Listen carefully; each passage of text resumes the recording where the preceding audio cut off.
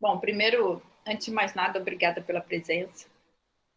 Hoje nós vamos continuar aqui essa conversa sobre política, sobre as mais variadas formas de fazer política.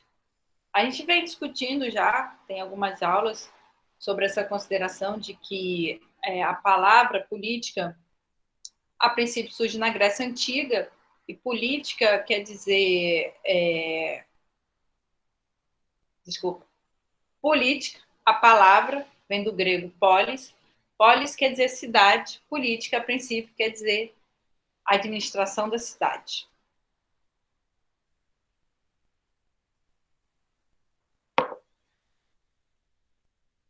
Por mais que a política seja um tema privilegiado da filosofia, a gente não pode perder de antemão essa consciência de que há uma diferença entre política, fazer política, ser político e filosofar, entre fazer filosofia.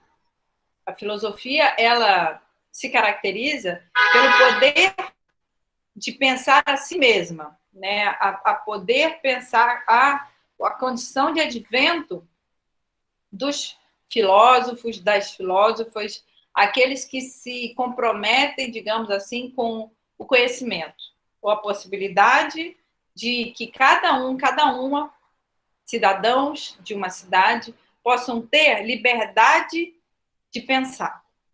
Então, a filosofia, ela não se confunde com a política, ela, antes de mais nada, se realiza com base na sua própria condição de advento, né? E a filosofia, ela é adventícia, digamos, por conta de ser um...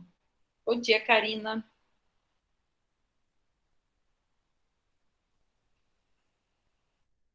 A filosofia se caracteriza por ser uma prática que se realiza mediante uma reunião entre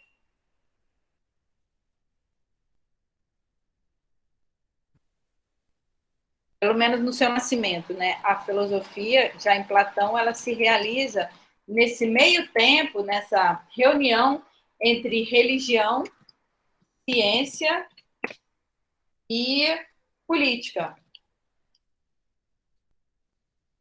Ah, professora, mas você não acabou de falar que a filósofa, ela não se realiza com base na política, mas com base na própria essência da filosofia, que é esse compromisso de pensar a si mesma?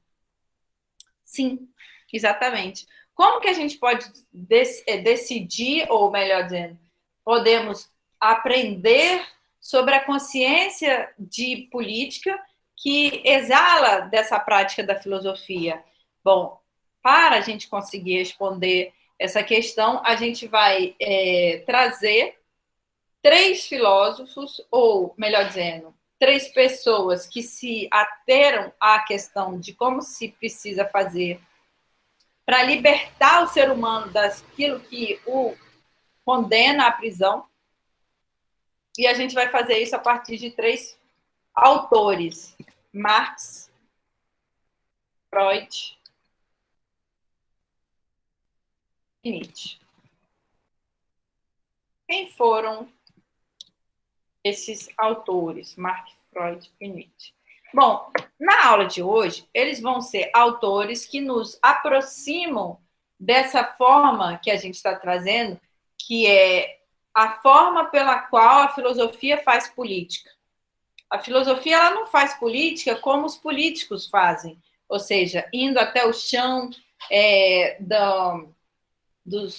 como é que a gente fala? Chão de fábrica, que é a metáfora que os adeptos do Partido dos Trabalhadores se utilizam para dizer esse aspecto da prática política do Partido dos Trabalhadores, que é você ir até aquelas pessoas que mais precisam de atenção política. Por quê? Porque lhes foi negado o ato de fala, né?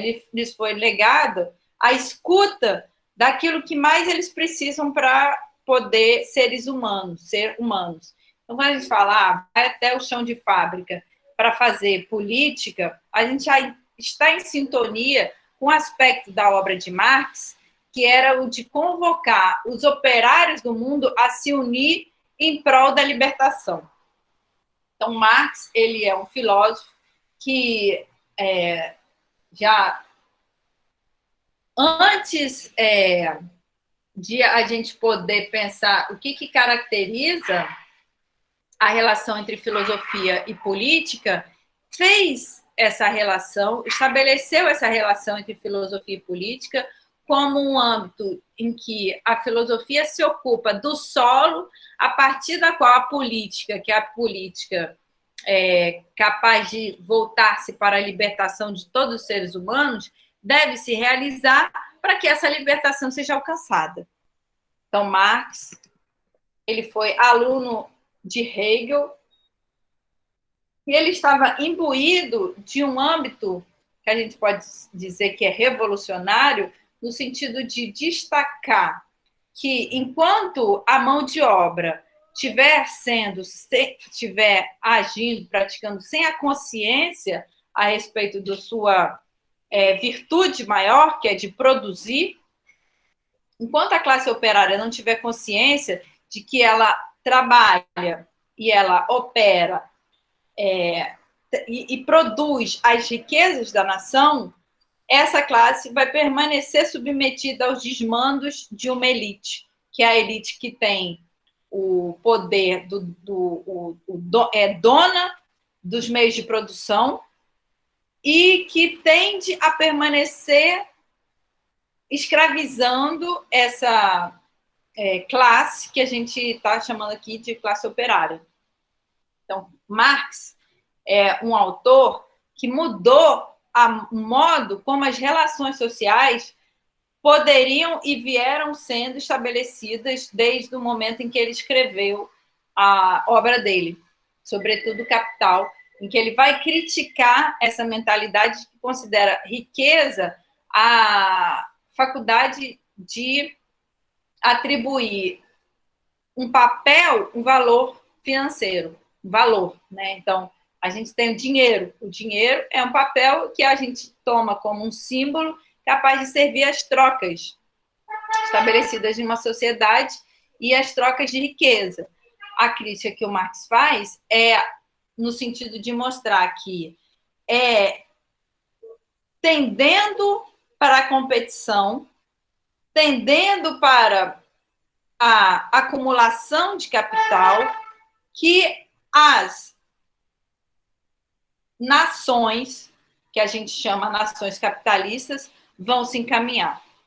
Então, a geopolítica, que a gente pode dizer, né, a forma de organização da Terra preconizada pelo capitalismo é tendendo para a acumulação de riquezas por parte daqueles países, aquelas nações que submetem as outras nações ao próprio desejo que eles têm de acumulação de poder.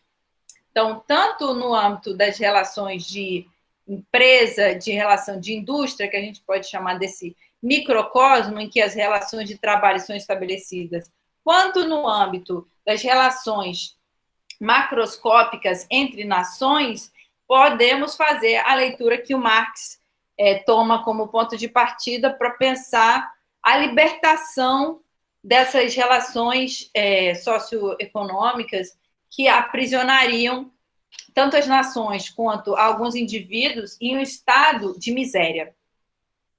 Então, o Marx ele vai levantar essa, a gente pode dizer até que assim é uma forma de ler a realidade que toma como parâmetro uma tendência, que é a tendência de todo ser humano, de permanecer egoísta e de permanecer acumulando bens sem sequer saber, às vezes, para que serve aquele bem.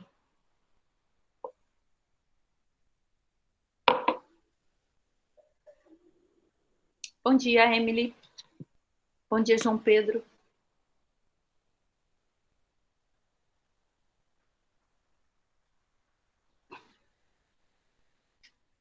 Então, assim, essa leitura que nos traz Marx na obra dele, que vai, digamos, cindir o mundo durante muito tempo entre capitalistas e comunistas, ela advém de uma certeza, que é a certeza de Marx, de que quem tem muito, quem tem posses, nunca vai deixar de querer mais posses. Ao mesmo tempo, quem não tem nada vai poder saber que esse não ter nada é fruto de uma chama, que é a chama da libertação. Então, quem não tem nada é convidado a saber que esse nada que se tem não é nada, mas o mais importante. O que é o nada? É a consciência do próprio trabalho. Sem a consciência de que você tem o próprio trabalho, você nunca vai conseguir ascender aquilo que o Marx toma como caminho da libertação. Então, o principal, a consciência da tomada de consciência, digamos assim, né, é a consciência da própria capacidade de produção de bens. Por quê? Porque enquanto o dono de meios de produção, ele submete os operários ao enriquecimento dele apenas, aqueles operários que não têm consciência de que estão produzindo um bem para o dono da empresa, para o dono da fábrica, ou então para as nações que são aquelas que, de alguma forma, submeteram as nações colonizadas aos próprios desejos de acumulação de poder. Então, aí a gente está falando dos países que são considerados de primeiro mundo, que submeteram os países que foram colonizados à colonização. Bom dia, Maria Eduarda. Bom dia, professora. Então, a esse sistema de escravidão, o Marx vai criticar. Esse sistema, desculpa, ele vai criticar esse sistema, porque justamente ele visualiza que a tendência do ser humano que tem posses e que chegou a um estágio, seja hereditariamente, seja através da própria força de trabalho também, né, do dono de fazenda, dono de empresa, ele chegou no nível que é um nível de poder submeter várias pessoas aos desejos dele próprio e ao desejo de cada vez mais enriquecer. Se hoje a gente tem uma série de leis que tornam possível uma certa dignidade do trabalhador, é em virtude dessas críticas que Marx fez e que tornou aí possível a gente visualizar, nem que seja de forma utópica, essa bênção, né, talvez você possa dizer, essa virtude que é da consciência de que o país que preza para que todos tenham educação, saúde e escuta, ele é mais feliz. Né? Um país que vislumbre, que, como se diz, um país que torne possível a justiça social, ou seja, a faculdade que todos temos de poder melhorar a condição de vida, tanto nossa quanto de nossa família, ela é vista como o mais importante, que todos possam ter acesso às universidades, que todos e todas possamos, né, ter acesso à ascensão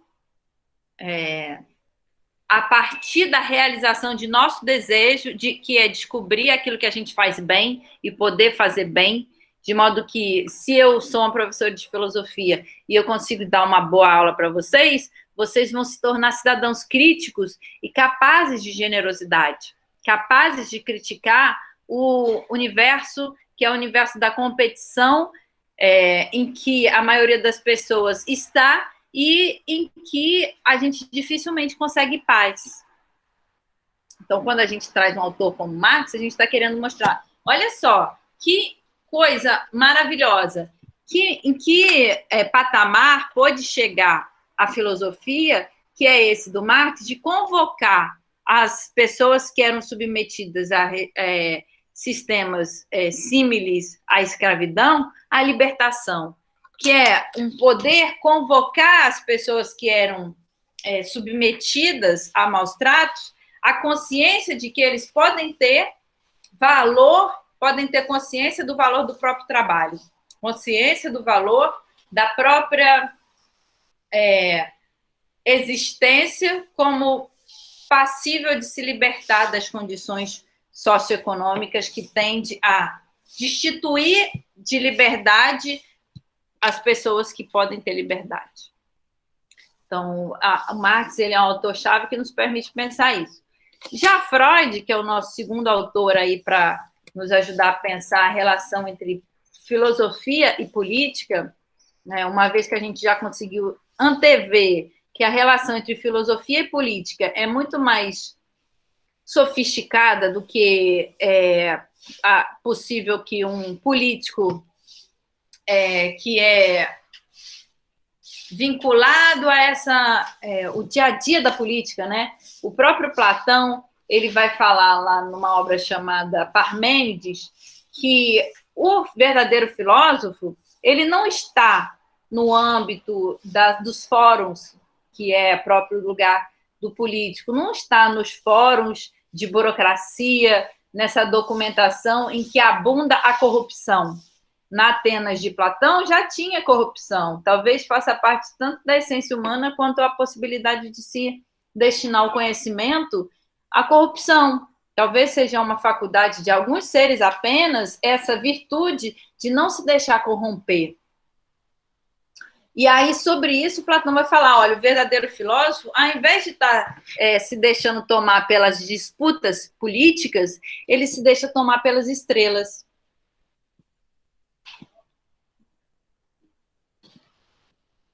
Porque enquanto a maioria das pessoas está na sanha por enriquecer, o filósofo ele tem consciência de que a sabedoria é o mais importante, de que a sabedoria é a riqueza mais importante, de que quando nós aprendemos a ser pessoas generosas, pessoas amigas, pessoas capazes de verdade, nós vencemos, digamos, até o demônio que dorme em cada um de nós. Nós nos tornamos pessoas mais amáveis e nós nos tornamos mais capazes de amar. Então, a essência da filosofia, se a gente for tomar como paradigma essa consideração de Sócrates, está muito mais nesse âmbito de aprender a amar e aprender a se deixar tomar pelo amor e saber que o lugar da mentira é sempre um lugar do vício, né? A mentira, ela começa mal e ela termina pior. Então, sempre é melhor a sinceridade. Sempre é preciso, segundo essa herança socrática, você escolher o caminho da verdade. Ainda que para isso você precise dos mitos, né? Os mitos. No caso, por exemplo, o mito da caverna, o mito do mito de mas enfim, não é assunto da nossa aula hoje. A nossa aula agora é expor como que Freud, não sei se vocês sabem, ele foi o criador da psicanálise. A psicanálise é uma técnica que visa a cura, né? A cura de doenças que seriam de ordem sexual. Então, assim, o tema da psicanálise é a sexualidade humana, a consciência de que, uma vez que a gente não aprenda a ser livre, e aí até uma questão, né, se a gente se livra da sexualidade, porque a gente aprende a lidar com ela, ou se a gente aprende a lidar com ela, então a gente não se livra dela, a gente aprende a ter saúde com a sexualidade, né? Qual é o trabalho do psicanalista? Mas a psicanálise, então, é assim, é uma terapia da alma. Psique é do grego psique, e a análise é a atividade crítica que a gente pode realizar dessa alma, a atividade crítica da alma. Isso não com base naquilo que a gente próprio faz, mas com base no analista, ou seja, uma outra pessoa que é trazido como terapeuta. Bom dia, Joana.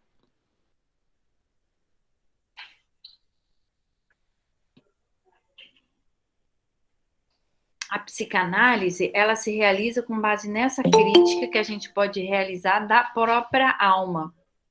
Então, o psicanalista, ele é a essência, né? Assim, a essência é o paciente que quer se curar, mas o psicanalista ele é fundamental na medida em que ele visualiza,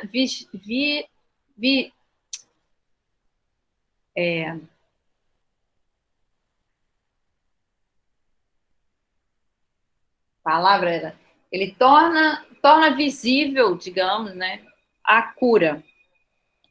Então, Freud, ele foi o criador da psicanálise, era essa terapia que tem por base a escuta, e a escuta é um advento muito inovador para aquela época, por quê? Porque antes os pacientes iam até o médico, a médica, e eles não falavam, eles apenas eram escutados. Então, o médico colocava para ouvir o coração, para a pessoa soprar, para mostrar a língua, mas não era ouvido o paciente. E depois do advento da técnica psicanalítica, a escuta do que o paciente está falando se tornou aí um dos métodos a partir dos quais pode se visualizar a cura.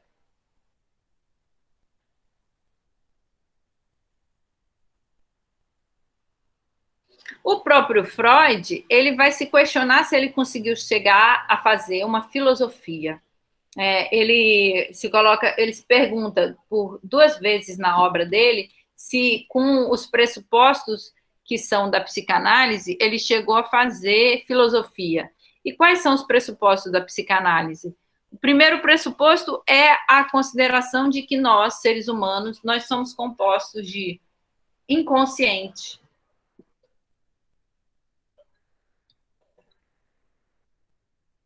O que quer dizer inconsciente? É a consideração de que nós não somos apenas a consciência, nós não somos apenas aquilo que nós achamos que nós somos, de forma consciente. Muito pelo contrário, nós somos determinados por um âmbito que nos escapa, sempre que é o âmbito do inconsciente. Bom, se nos escapa, como que nós podemos ter acesso a esse inconsciente? O Freud vai falar o seguinte: a gente vai poder ter acesso a esse inconsciente tanto através dos sonhos, que é o momento em que nós nos tornamos inconscientes, quanto através... Bom dia, Lucelena. Quanto através da fala e através dos erros. Então, por exemplo, quando a gente erra, eu falo alguma coisa e de repente eu falo uma coisa errada, ou então me esqueço de alguma coisa, esqueço o guarda-chuva no táxi, que é o exemplo que o Freud mesmo, o exemplo de que o Freud mesmo se utiliza.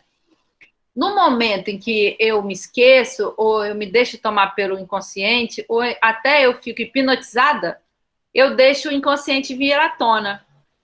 E no momento em que eu deixo esse inconsciente vir à tona, eu me permito pensar que eu não sou apenas aquilo que eu considero que eu sou de forma consciente, mas que eu também sou determinada por um âmbito inconsciente.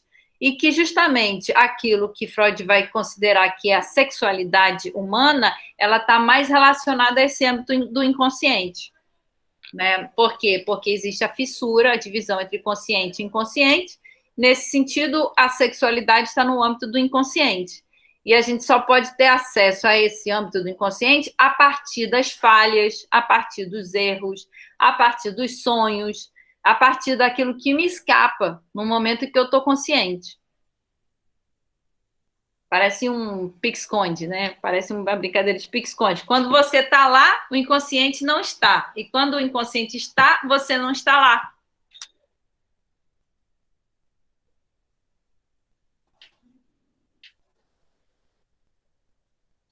E o que isso que a gente está tomando como paradigma, que é o advento da psicanálise, tem a ver com política?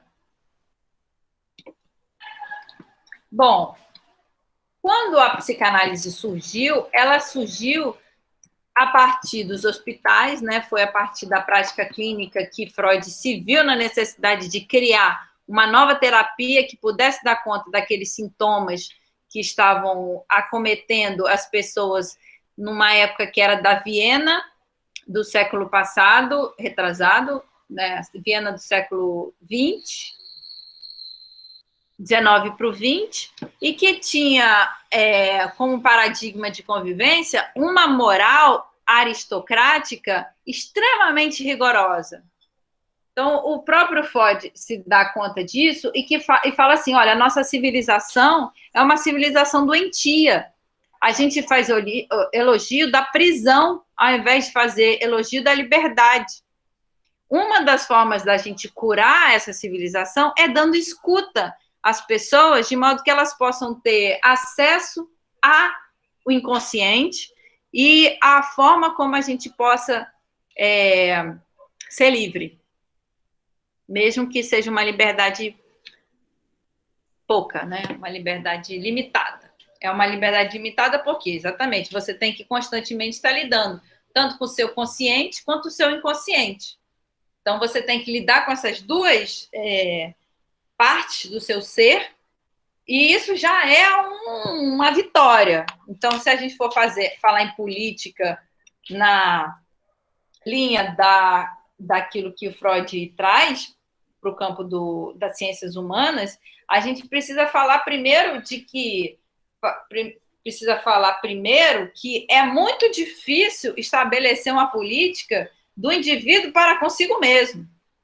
Digamos que a gente está no dia a dia constantemente tendo que realizar atos de política com relação a nós mesmos. Eu preciso lidar com essa cidade que me habita, vocês têm que lidar também com a cidade que habita vocês, tanto no âmbito do consciente como no âmbito do inconsciente. Então, essa metáfora, né, de que nós somos pequenas cidades, nós somos órgãos que estão em luta consigo mesmo, nos permite ter, digamos, uma compaixão com relação a nós, seres humanos, porque nós vivemos em luta conosco mesmo. Então, assim, a política, talvez, se a gente possa fazer política a partir de Freud, é muito mais uma política que faz elogio da compaixão, né? Por quê? Porque a gente se torna consciente de que é muito difícil ser humano. O ser humano é esse ser que ele é determinado pela história, pela família, pelas dificuldades que a gente tem que encontrar no dia a dia e superar. Então, é muito difícil se tornar humano, é muito difícil se tornar adulto, é muito difícil se tornar generoso. E para a gente conseguir se tornar tudo isso, a gente precisa de escuta. A gente precisa ser ouvido. A gente precisa ser ouvido e a gente precisa de pessoas que tenham capacidade de nos ouvir. Então, seria mais assim, uma política da terapia, né? Uma política que consegue situar essa dificuldade toda que cada um de nós temos e que, na medida em que situa essas dificuldades, né, no plural, também permite uma liberdade, que é uma liberdade de se sentir bem consigo mesmo ou consigo mesmo.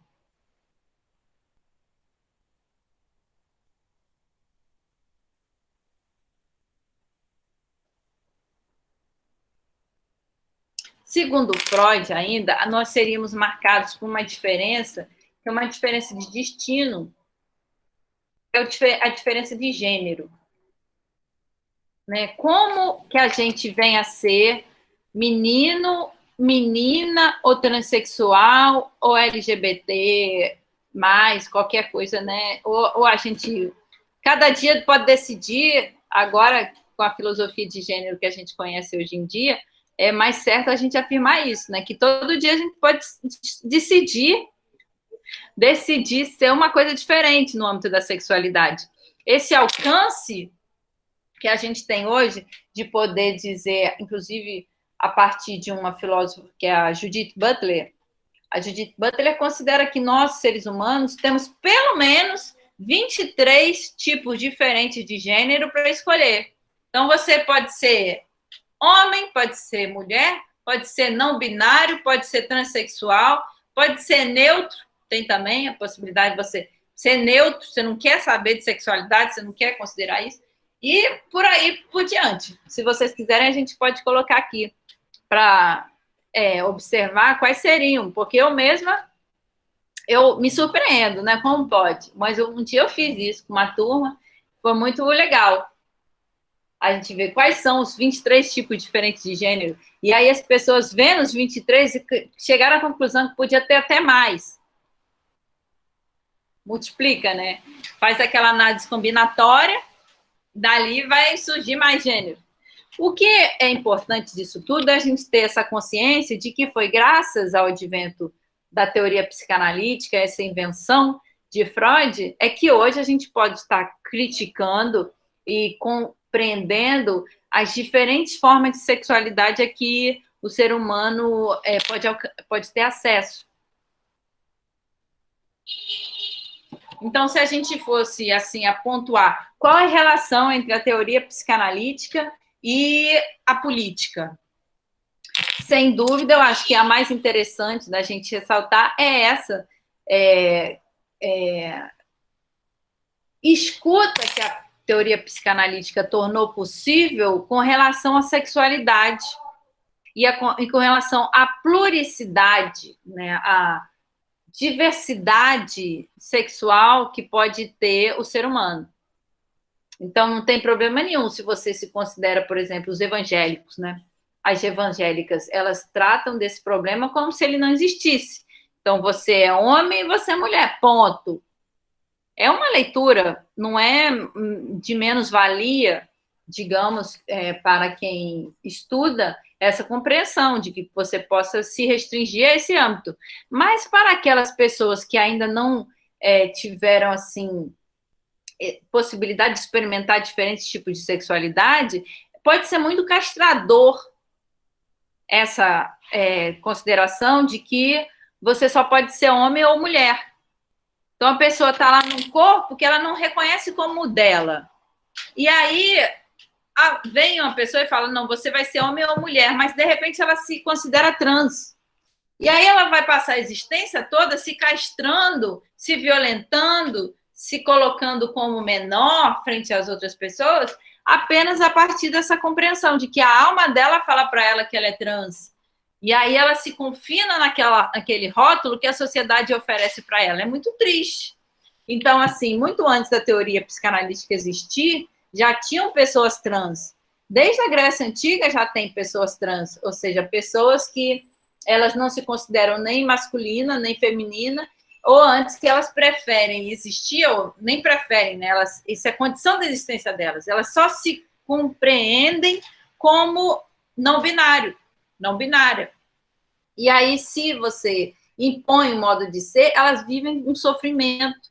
Então, a gente não precisa de mártires da sexualidade mais. É preciso a gente compreender que cada um sabe do que é bom para si, né? Cada um pode ter a liberdade de escolher aquele gênero que mais faça parte da sua alma.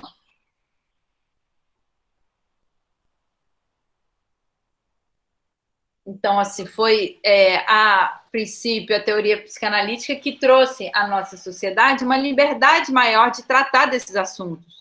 E isso não foi fácil. A gente sabe que a teoria psicanalítica, no seu início, ela foi extremamente estigmatizada, justamente por considerar como parte da essência humana a sexualidade, o que quer dizer que todo ser humano ele tem sexualidade e ele vai ter que se haver com isso, e que quanto mais libertária, quanto mais liberdade tiver a sociedade, mais serão as chances da pessoa se tornar feliz ou menos doentia. Então, se, segundo Freud, a nossa civilização é uma civilização doentia, cabe a ponderação de que quanto menos moralista for a sociedade, menos hipocrisia vai sair dessa sociedade. E mais afinado com a verdade que traz cada um dentro de si, vai poder ser. Então, a própria consideração de que há diferentes tipos de sexualidade e que vocês podem ser homens, mulher, não binário, o que quiserem, cada dia uma coisa diferente, pode também, é muito bacana, é muito libertador. Isso é, assim, definitivo para o modo como a sociedade vai se estruturar a partir dessa consideração de que a gente pode ser sexualmente livres. Para terminar nossa aula, eu queria trazer as considerações de um autor da filosofia, que é o Friedrich Nietzsche. Então, a gente vai agora, para terminar essa aula, e aí eu poder escutar vocês, o que vocês entenderam, o que não entenderam, o que querem entender, o que acham que a gente pode trazer aí para aprofundar a nossa aula. O pensamento do Nietzsche.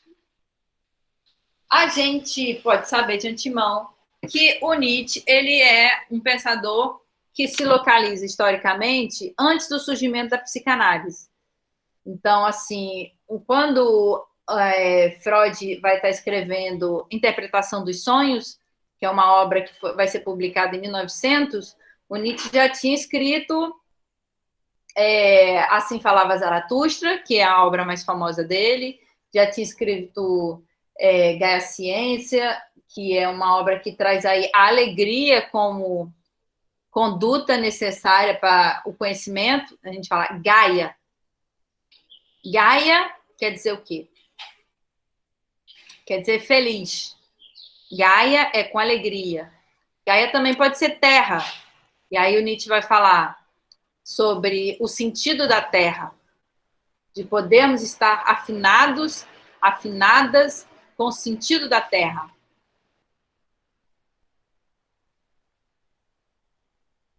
Isso que é por alguns tomado como metáfora, mas também que pode ser tomado como algo genuíno, no sentido de nos convocar a estar numa relação de harmonia com a natureza, de sermos, antes de mais nada, espelho de um cuidado, que é um cuidado que a natureza nos ensina a termos conosco mesmo.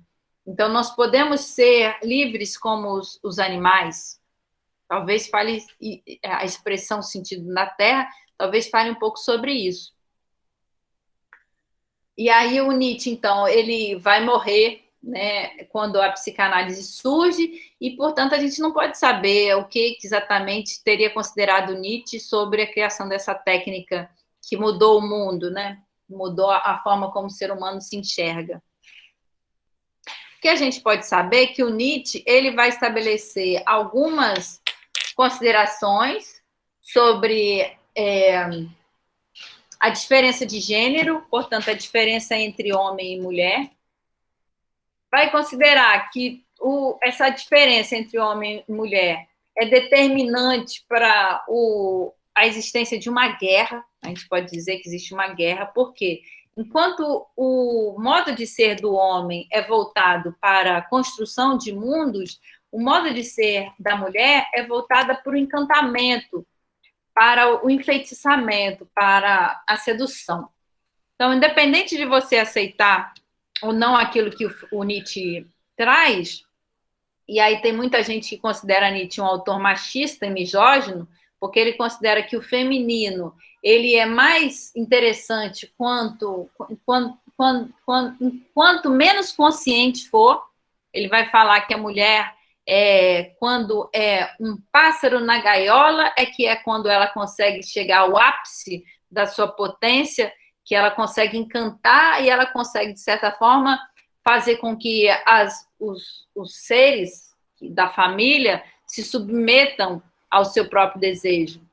Então, o Nietzsche, ele coloca isso, né? A gente hoje pode saber que o Nietzsche, ele próprio falou isso, que ele fez filosofia não para a própria época, ele considerava que ninguém da época dele ia conseguir entender sobre aquilo que ele estava falando, que ia ser necessários pelo menos 100 anos para que as pessoas chegassem a compreender aquilo que ele alcançou em matéria de filosofia, e que a gente sabe que, enfim, já tem 120 anos e poucas pessoas chegaram a saber sobre o que o Nietzsche estava falando.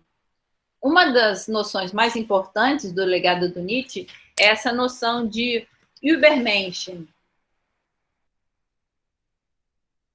Über quer dizer sobre, em alemão, Menschen quer dizer homem, humanidade. Übermenschen, sobre homem, ou sobre homem. A gente assistiu, né, o filme Meu Amigo Nietzsche, que é daquele menino que ele aprende a ler com base no livro Assim Falava Zaratustra. E aí, no filme que a gente viu, tem isso, né? O Ubermensch, quem é? É o super-homem. É um ente que ele não se deixa tomar pela hipocrisia. Ele não se deixa tomar pela doença.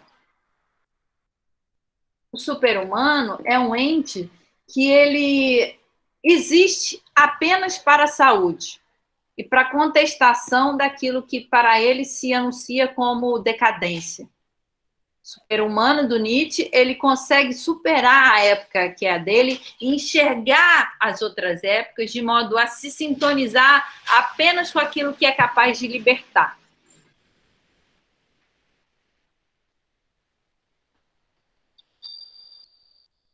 E aí existe essa compreensão, né, de que pode ser que, como ninguém entende perfeitamente aquilo que o Nietzsche coloca que é preciso que a gente saiba para poder pensar, alguns sugerem que Nietzsche ele seria uma forma de um profeta do fim dos tempos, um profeta que considera que Deus está morto, é a frase também mais famosa, talvez, do Nietzsche. Ele fala que Deus está morto, por quê? Porque a civilização europeia chegou num ápice de tecnologia, de produção de bens, que tornou os deuses entidades dispensáveis. Então, assim, nos últimos 500 anos, talvez, né, se tornou isto que para a maioria das civilizações que já existiram no planeta Terra era inconcebível, que é você existir sem fazer uma realização artística ou de cultuar, né? Ou de pensamento, fazer com que um Deus se faça presente em você para te permitir pensar, ou seja, para permitir você ser mais do que humano. É uma possibilidade de que Nietzsche estivesse nos convocando à realização de uma religião, que é uma religião que tem o sentido da terra como princípio condutor. Então, se a gente for falar, poxa, qual é a política do Nietzsche?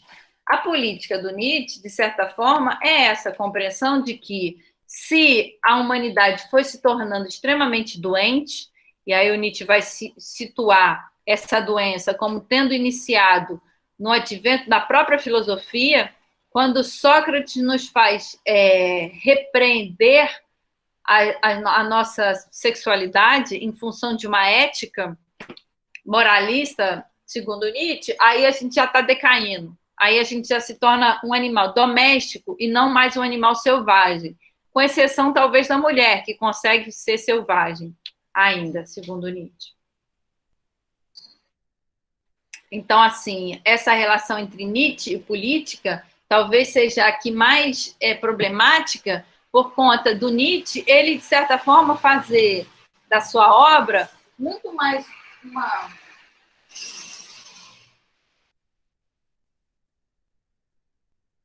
fazer de sua obra muito mais um modo de alcançar outros deuses, que não aquele Deus que ele vai considerar que está morto, do que propriamente uma relação com os homens, com os mortais, com as cidades. Então, assim, muito diferente do que a gente considerou que foi capaz de fazer Marx, né, na medida em que Marx ele nos trouxe alguns princípios que vão nos permitir criticar a época que é a nossa e a época, a forma como as elites que se estruturaram na nossa forma de fazer política, como Marx vai estabelecer, né, essa diferença entre donos dos meios de produção e classe operária. Aí a gente talvez consiga ver com mais nitidez essa relação entre filosofia e política, da qual a gente está falando hoje. Já no Freud, a gente consegue ver que a partir do momento em que Freud constatou que o ser humano ele tem uma possibilidade, que é uma possibilidade de estar em relação com a sua própria sexualidade, libertou a forma como a gente pode se ver, a gente pode se saber. Então, hoje a gente pode se saber como entes sexuais, entes capazes de uma sexualidade que é sempre enigmática, né? Como que a gente vai se realizar sexualmente? É um aprendizado contínuo. Então, você tem aí essa relação mais entre medicina e filosofia, né? Mas que isso se coloca no mundo a partir de uma consideração que vai terminar por ser libertária, na medida em que nos permite enxergar a nós mesmos a partir de outro âmbito, que é o âmbito do inconsciente. Então, a gente pode, de certa forma, ter mais compaixão, né, pelo ser humano, porque o ser humano não é aquilo que ele quer. Ele, às vezes, ele é aquilo que querem dele, ou mesmo aquilo que não querem dele. Então, a gente pode ter generosidade com relação a todas as pessoas, porque, afinal de contas, estamos todos aprendendo a ser humanos. E o Nietzsche, por fim, talvez seja mais difícil a gente mostrar essa relação entre o pensamento do Nietzsche e a política, porque o próprio pensamento do Nietzsche ele se coloca no âmbito de um enigma. Quando a gente pega uma obra do Nietzsche, a gente não encontra lá um pensamento dado, um pensamento exposto. Não. A gente é cativado por aquela forma de dizer, aquela forma de ler o mundo. Então, uma leitura que, ao mesmo tempo, se afina com os deuses do panteão grego, e aí a gente está falando dos deuses, por exemplo, Dionísio, que é o deus do vinho, é o deus do teatro, mas também Apolo, que é o deus da mântica, é o deus que permite o ser humano enxergar o futuro, como talvez nos búzios do Ifá se torne aí mais nítido de nós brasileiros sabemos como é que é isso, de ver o futuro. E a gente pode saber que, assim, o Nietzsche ele vai se colocar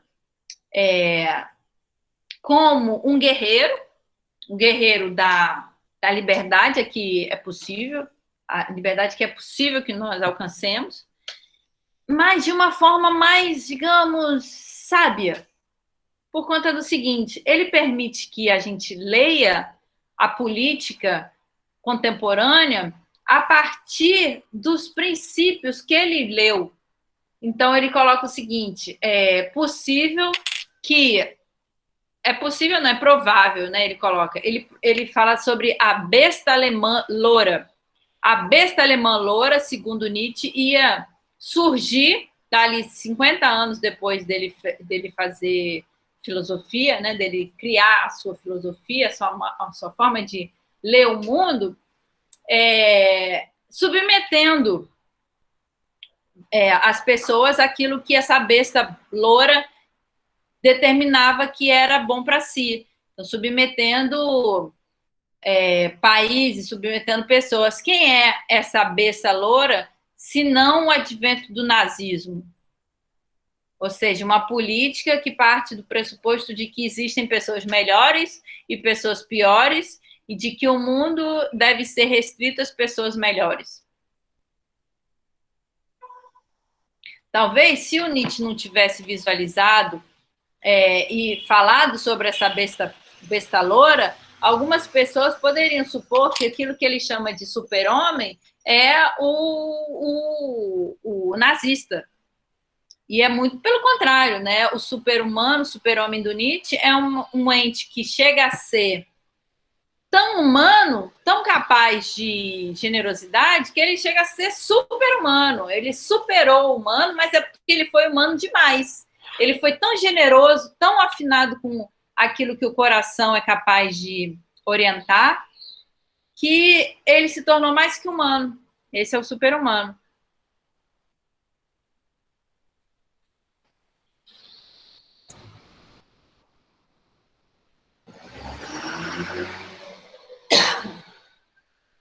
E aí, de certa forma, o Nietzsche ele apresenta o super-homem ou supermulher, podemos dizer talvez, como um advento necessário da nossa época. Ele visualiza, né, isso necessariamente vai acontecer, esse grande fenômeno que é a capacidade que alguns seres humanos teriam de surgir com poderes divinos.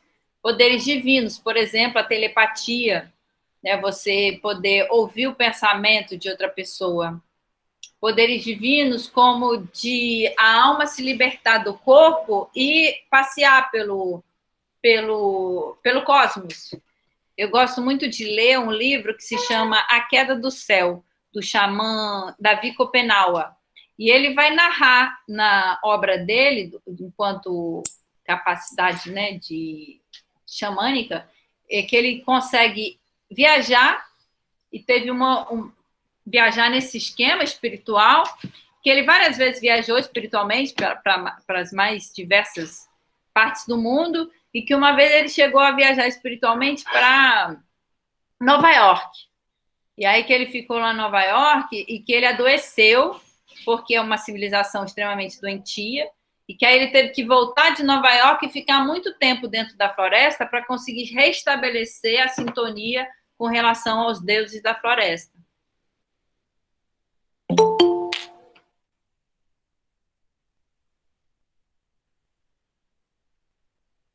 Bom dia, Evelyn. Bom dia, Evelyn. Tá aí? Bom dia, professora. Desculpa o atraso, a internet só voltou agora. Tudo bem. Eu vou disponibilizar essa aula para para você, ou quem mais queira assistir, para poder então aí ter, né, acesso a quem ficou sem internet poder ter acesso à aula lá no meu canal. Tá bom, obrigada. Nada. Então, assim, a gente falou a beça, falamos sobre Marx, sobre Freud e sobre Nietzsche, sobre aquilo que cada um desses autores falou, que terminou por cunhar o mundo que é o nosso, o mundo político que é o nosso, também o olhar que a gente pode ter com relação ao mundo político que é o nosso, e é o olhar que a gente pode ter com relação a nós mesmos enquanto seres humanos.